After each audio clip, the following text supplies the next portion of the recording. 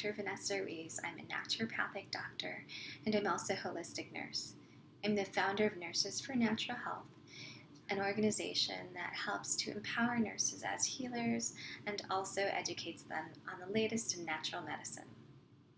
So today we're going to talk about the 7 pillars of optimal health. These pillars are really important, and if they're not in place or they're not optimal, then that patient is just going to be okay. They're never going to really hit that point where they're thriving. Okay. And what are these 7 things? And this is probably where I spend a lot of time just coaching, helping them to break bad habits, helping them to gain new habits. And so there's a lot of work to be done in these areas, and this is really where your knowledge of holistic tips, therapies is going to be really helpful. So what are these 7 things? First one is going to be nutrition. Nutrition is really, really important because nutrition and the foods that you eat, they're going to fuel the biochemical processes, they're going to balance hormones, and they're also the building blocks for energy. So not having good nutrition is going to not set your patient up for success.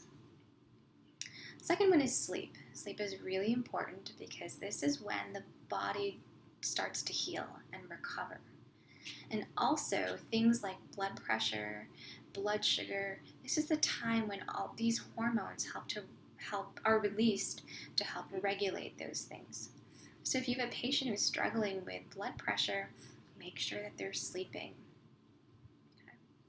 The third one is movement. Movement is really important because it helps boost neurotransmitters, it helps boost blood flow. And I say to my patient, I don't say the word exercise because it's pretty loaded. I say 10 minutes at least each day of joyful movement. And they can break that up 3 times a day of 10 minutes. And when they hear joyful movement, they think of, oh, she means dancing.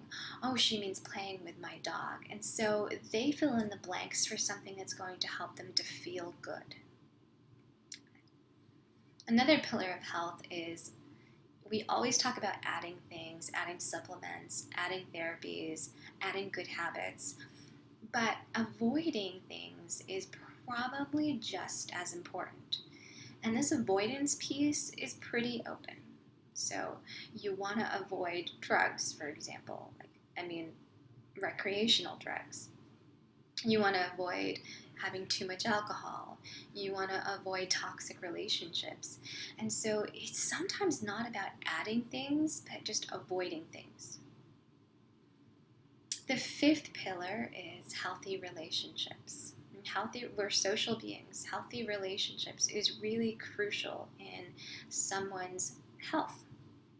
I think that we're seeing that now when we've been in quarantine for several months and people are getting stir crazy, how important having social connections are, and probably also physical touch. And so healthy relationships having that there is really important.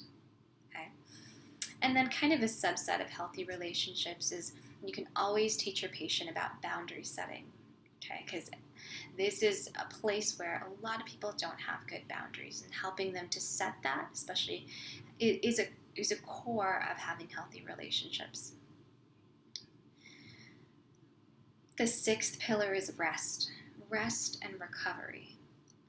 I wanted to call it stress management, but it sounds like you're just kind of mitigating stress, when really we want our clients to be rested and to recover. And so you want to instill in them a recovery ritual so that when they get out of work, when they come out of a stressful environment or a stress response, that they automatically know to go into recovery. So let's say, for example, your client has had a really long day and their work was stressful. Teach them that once they get to the front door of their house or their apartment, that's a trigger for them to just maybe exhale and kind of reconnect with themselves so that they don't carry that stress through that threshold. Okay. Other things that can help them to recover: gardening, meditation, playing cards, anything that sets them into play mode is a good way to recover. And last but certainly not least, you want to teach your patient about purpose and meaning, and helping them to discover that. And that's probably the most, I think, is probably the most fun in helping others, is helping them to discover what their meaning and purpose is. And when people are in survival mode, that's not really a question that they have. They don't have time to kind of internally reflect. They're kind of just on to the next thing and the next thing and the next thing. But purpose and meaning is where it gets fun. And one of the ways that I help my patients to do that is through an exercise called the perfect day. And that's when they kind of imagine themselves waking up, and if money weren't an issue, they wake up, and what is it that they would be doing? Who would they be spending their time with? And so that helps to fill in the gaps of what their ideal state would be. So I hope that this was helpful for you. This is how I approach my clients and my holistic practice. If you have any questions, please feel free to email me, and look